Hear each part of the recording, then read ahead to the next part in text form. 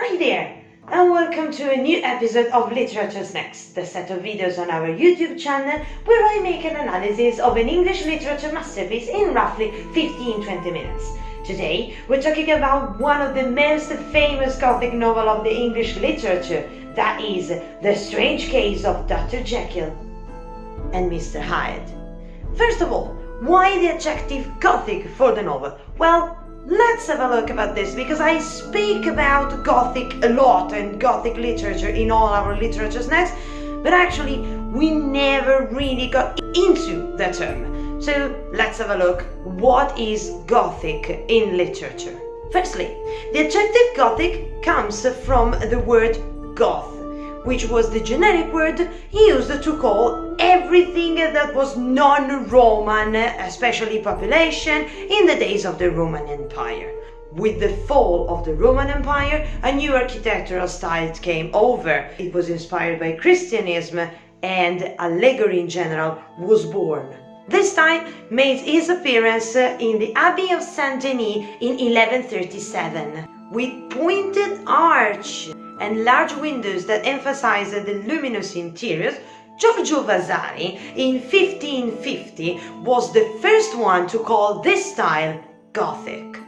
Centuries later, when the Age of Enlightenment was spreading across Europe, a bunch of poets rejected it completely. So, if the Enlightenment was celebrating reason and science above all, Romantic poets celebrated mysterious spiritual forces and feelings above all.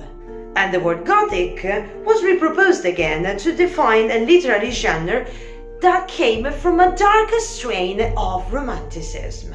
So, what are the characteristics of a Gothic novel?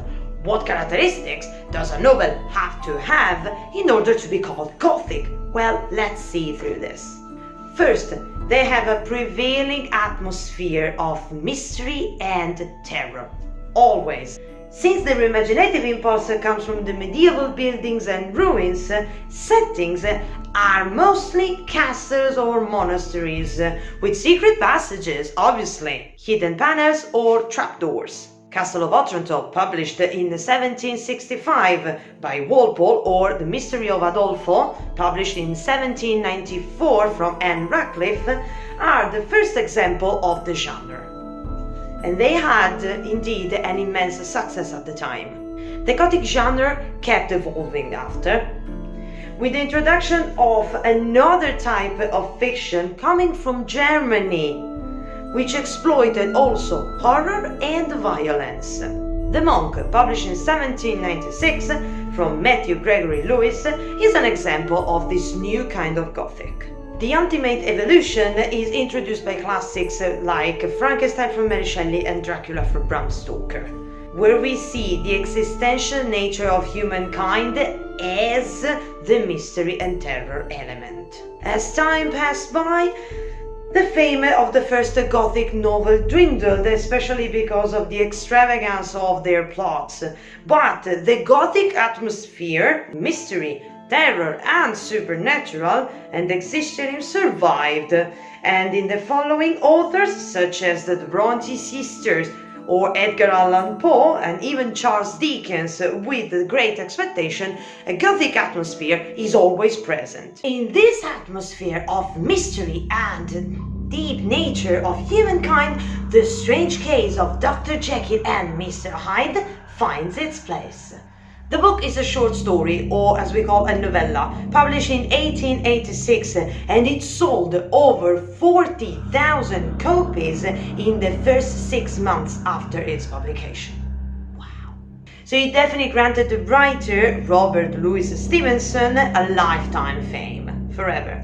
It has all the necessary elements to be called a Gothic novel. It has mystery, the binding of science and the supernatural, and the essence of human nature. All the story revolves around these three characters. Mr. Gabriel John Utterson, a respectable lawyer. Dr. Henry Jekyll, a well-established figure in the community. Dr. Hasty Lanyon, Jekyll's closest friend and also a respectable doctor. And obviously, we have Mr. Edward Hyde, a strange and repugnant figure, almost pre-human, violent and cruel. It all starts on a Sunday night. Utterson and a friend of his, Enfield, are out for the usual walk. They pass by a door and Enfield tells a curious story about that door. There had been an incident where a horrible man had trampled a little young girl, but as though he looked completely remorseless about the fact that when he was threatened by the police, he had re-emerged from that very door that they were passing by with a check signed by a well-respectable man. Utterson dismisses the matter, though he knows who trampled the little girl. In fact, a client of his, Dr. Henry Jekyll, made a will where he leaves all his possessions to Mr. Hyde. In disbelief, Utterson visits Dr. Jekyll's friend and colleague, Dr. Hasty Lanyon. But Lanyon tells Utterson that he and Jekyll are no longer talking due to a scientific disagreement. More precisely, he says that Dr. Jekyll's theories are unscientific balderdash. Utterson tries to confront Hyde because he thinks that Dr. Jekyll is blackmailed by Mr. Hyde. So he goes to the famous door and he waits until he finally meets Mr. Hyde. Mr. Hyde is a repulsive creature with a nasty snarl on his face and tells Utterson that Jekyll is not inside, but he gives him Jekyll's address in Soho. At this address where Jekyll is absent, Utterson inquires the butler, Paul, who reveals that he was instructed to treat Mr. Hyde as if he was a master. So everything leaves Utterson more and more suspicious. 2 weeks later, Utterson is at one of Jekyll's dinner parties, and he tries to raise the matter of Edward Hyde again. But Jekyll asks him not to talk about it anymore, though he makes Utterson promise to leave everything to Hyde should he ever disappear. 1 year later, Hyde commits another crime. He beats a respected man named Carew to death. Since Carew was Utterson's client, the police come to him, and he shows them Hyde's house, but they don't find him. The only thing that they find is the burnt out end of a checkbook. Utterson visits Jekyll, who reassures him that he and Hyde have come to an enclosure, and gives him a letter written by Mr. Hyde himself. Utterson goes back to his place and studies the letter along with his clerk, who is a handwriting expert, and they come to the conclusion that the letter was not written by Mr. Hyde, but was written by Dr. Jekyll. In the following 2 months, Dr. Jekyll seems to return normal, but suddenly, one day, Jekyll becomes a recluse again. And when Utterson pays a visit to Dr. Lanyon to inquire about it, he finds him a dying man. Dr. Lanyon explains that it's due to a shock, but he won't reveal Utterson the cause. He just gives Utterson a letter and makes him promise to open it only after Dr. Jekyll's death. After a while, Utterson, who has been paying Jekyll few visits, passes by Jekyll's lab. With Enfield, Jekyll leans out of the window and they start talking, but then, unexpectedly, Jekyll shuts down the window and disappears, leaving the two men quite astonished. A few weeks later, Utterson receives a visit from Paul, Jekyll's butler, who is panicking and prays Utterson to come to Jekyll's house, where the master has locked himself into the laboratory, but now they can only hear the voice of Mr. Hyde. They rush into Jekyll's house, force the door slab, and they find Mr. Hyde dead because he had drunk some poison. The only thing that they find is an envelope addressed to Utterson. Utterson takes the letter home, and when he gets home, he first reads Dr. Lanyon's letter. Lanyon reveals in the letter what was the shock that caused him to die. Jekyll had asked him to retrieve some ingredients from the lab and to wait for the visit of a man. Lanyon did so, But the man that he had to wait for was Mr. Hyde. Lanyon in the letter doesn't say the name, but the description is unmistakably clear. The repugnant creature used the ingredient retrieved by Dr. Lanyon, make a potion, and drank it. And his body began to contract and shrink until in front of Dr. Lanyon stands Dr. Jekyll. Utterson reads now Dr. Jekyll's letter. So, according to Jekyll, all human beings have two natural selves, a good one and an evil one. All his experiments led him to succeed into separating the two selves. He moves then to describe all the events that we have as the reader have experienced, but they are told by Jekyll's point of view. Mr. Hyde had given Jekyll the freedom of a life filled of the most basic instincts. But no longer after, Mr. Hyde has started doing unspeakable things, such as Mr. Carew's murder. Jekyll had decided to stop turning into Hyde until one day he involuntarily transformed into Hyde at the park. That was the day when he had to have Dr. Lanyon fetching the ingredient in order to go back into Dr. Jekyll's body. When Jekyll returned home, Hyde took over again. And this time he was actively resentful after Jekyll. So he had no other choice than to lock himself into the laboratory and send his butler for chemicals. This was when he had to shut down the window abruptly while he was talking with Enfield and Utterson. In his last confession, Jekyll writes that he is turning again into Hyde in order to anticipate the involuntary transformation that apparently now happens at any time. He knows that once he turns back into Hyde, he won't go back to be Jekyll again. He doesn't believe anymore in the double nature. He just thinks that Hyde will take over as a separate being, but meaning anyway the end of Dr. Jekyll's life.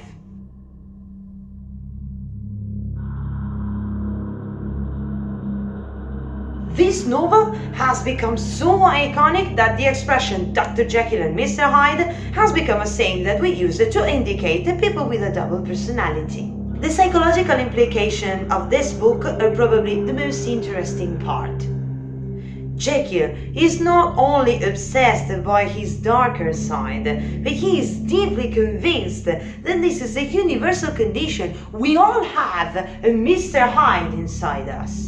And since Jekyll has successfully managed to separate the two different natures, what is left to us to reassure that we don't have a darker side? Jekyll is one of the most respected figures of the community. He is a man of science, which means that he believes in fact and crude realities. All this makes him a sensible man. But from Jekyll's description of Hyde, Jekyll clearly states that they are the same persons, although they are also described as polar opposites. In Jekyll's theory, the human soul is some kind of a battleground where an angel and the fiend fight for the mastery. The primordial aim of Jekyll's experiment was to separate these two, but to achieve the essence of the angel. Unfortunately, he only managed to bring the dark side of the light. Though Mr. Hyde has all the characteristics of a devil, the other remains simply Jekyll. He is not a better person. Jekyll, he's not the angelic part. Hyde may be the evil part, but Jekyll is not the angelic part. What is more frightening is that Hyde has clearly the power to take over, leaving us with a question of what will happen to this angelic counterpart. The trouble in the human soul is even more profound than you may think. As we see through the book that Jekyll's theories are proved wrong, as Hyde is more of a figure of free soul without the constriction of law and civilization. In fact, Jekyll has at the beginning a feeling of freedom in living stripped of all the social conventions that oppress him. We, as readers, are brought to think that if it weren't for society and decency, the world would all be made by Mr. Hyde. But there is a more spooky message in it. If Hyde were just an animal, he shouldn't take so much delight in crimes. Committing crimes is pure joy to Mr. Hyde, and this isn't typical of any animal at all. If Hyde were just a primitive essence, he would act in an animal way, i.e., in lacking of any moral sense. Yet, it looks as if he is taking real pleasure in acting in an immoral way, which means that he enjoys going deliberately against the law. And going against the moral laws and gaining pleasure from it implies a knowledge of the law and moral. So Mr. Hyde is not an animal that doesn't know the law, that doesn't know what is right and what is wrong. Hyde is not evil because he knows no moral. He is evil because he knows exactly what is right and what is wrong, and he rejoices himself in doing wrong. Stevenson is clearly handing out the matter to us as readers. He asserts with confidence that human nature possesses two different aspects, but he leaves to us the question of what this represents, whether it's the moral society oppressing our inner animal, or it's the natural evil that can always have a chance to take over our angelic counterpart.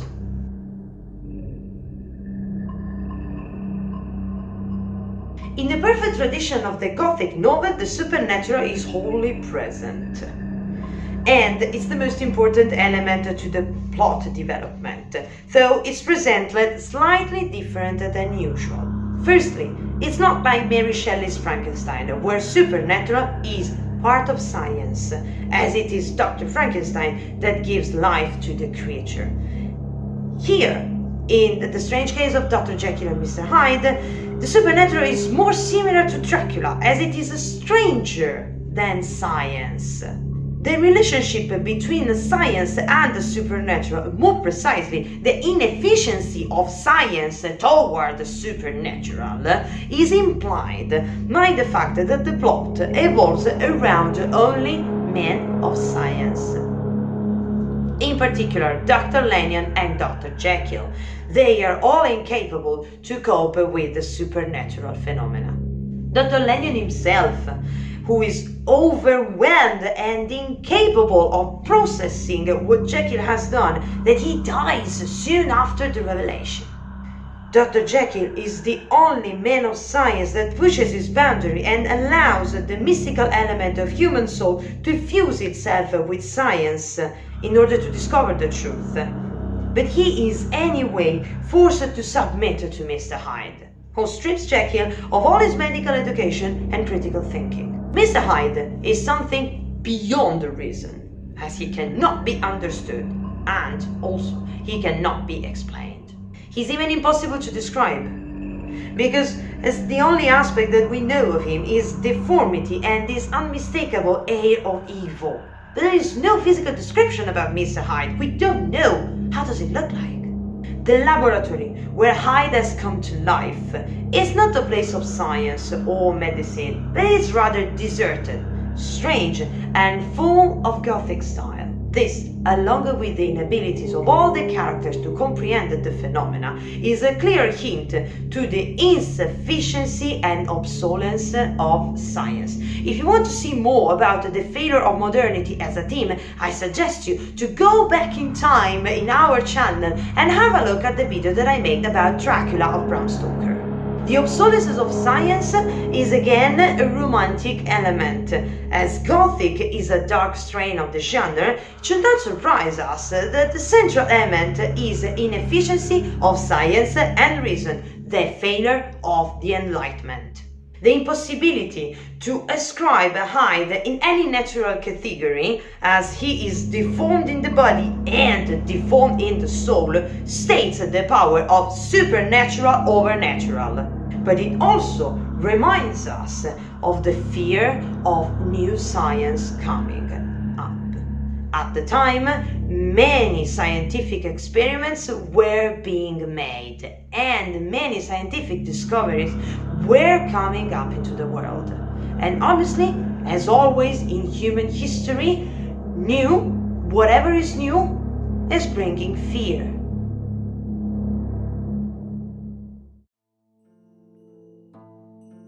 This novel is one of the most famous masterpieces of English literature. The title itself has become a common saying we address it to people with double personality.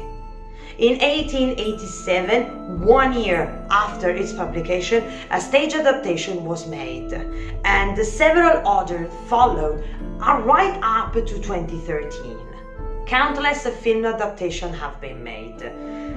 From 1908 up to now, there are adaptations of the book or film where the character is presented or even remodeled, such as in the 1989 film Edge of Sanity, where Dr. Jekyll makes experiment with synthetic cocaine, and he not only transforms into Mr. Hyde, but he is also Jack the Ripper. There are so many elements about science and human nature in this book that will never stop to fascinate us. And partly because it expresses some deeply fears about progress, science, but also mankind. That we will always be attracted to it, and we will always ask ourselves questions about us and about the people around us, about what moves us and what is right or wrong and what moves really our soul. So thank you very much for watching the video. If you like it, please press like. If you wanted to subscribe, please press subscribe and ring the bell so that you will get an update every time that I post out a new video of Literature Snacks. Remember, we are a language school. We teach English, Spanish, French, Italian for foreigners and German. We teach to teenagers as long as adults. We are delivering courses in present, but we deliver also courses online. If you want to have more information, if you want to follow us on social media, this is our Facebook page, this is our Instagram page, this is our email address. You can write us and ask any questions at all. If you have more questions about Gothic literature or Dr. Jekyll and Mr. Hyde, you can leave your questions in the comment section. I will go back to you and answer as best as I can. Thank you very much for staying with us and hope to see you soon. Bye bye!